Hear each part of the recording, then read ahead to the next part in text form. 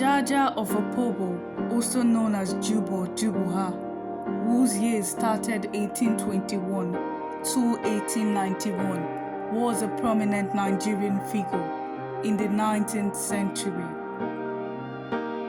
He was first known as Nigerian richest man, a nationalist, influential merchant and ruler of Opobo, a city-state in present-day Rivers State, Nigeria. Jaja was originally from Igbo land and was captured and sold into slavery.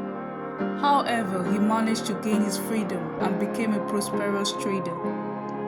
He established a powerful trading network and eventually rose to become a chief and later the king of Opobo. He skillfully navigated European trade interests and established Opobo as a major trading center in the region, controlling the palm oil trade along the coast. Jaja's leadership and economic progress made him a significant figure in Nigerian history. King Jaja was born in Imo State. His actual birth name is unknown and also the identity of his true parent.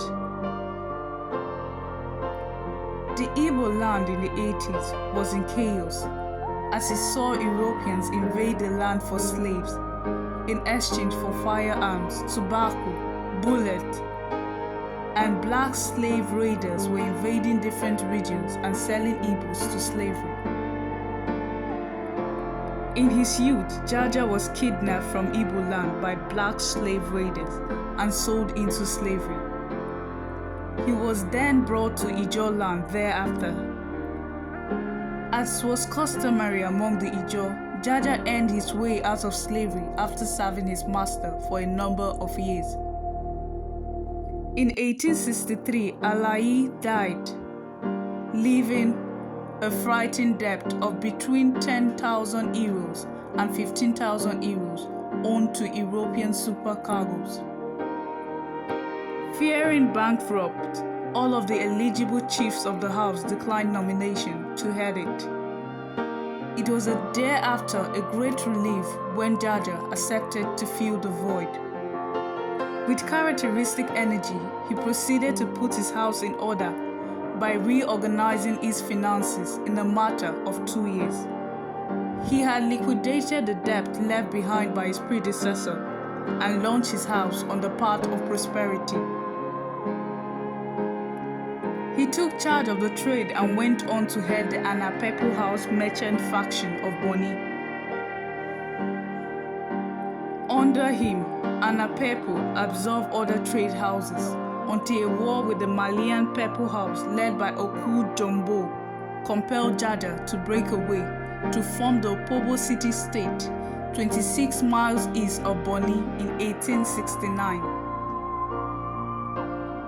He concentrated his immense energy on accumulating wealth through trade, the single most important criterion to power in Delta, thereby shunning Boni politics for a long time. At the time, Boni politics were volatile as a result of the irreconcilable and harsh contest for supremacy between the Malian Pepple House and the Anapepo House to which Jaja belonged. Coincidentally, both houses were led by remarkable characters of Igbo slave origins. Oko Jumbo of Malian House and Madu, after him, Alayi, his son, of the Ana House. Opobo soon dominated the region's lucrative palm oil trade, and became home to the 14th of the what were formerly Bonny 18 trade houses. Part of this success is attributed to the fact that Jaja made move to block the access of British merchants to the interior, giving him an effective monopoly. At times, Opobo even shipped palm oil directly to Liverpool, independent of British middlemen. At the 1884 Berlin Conference, however, the other European powers designated Opobo as British territory, and the British soon moved to claim it.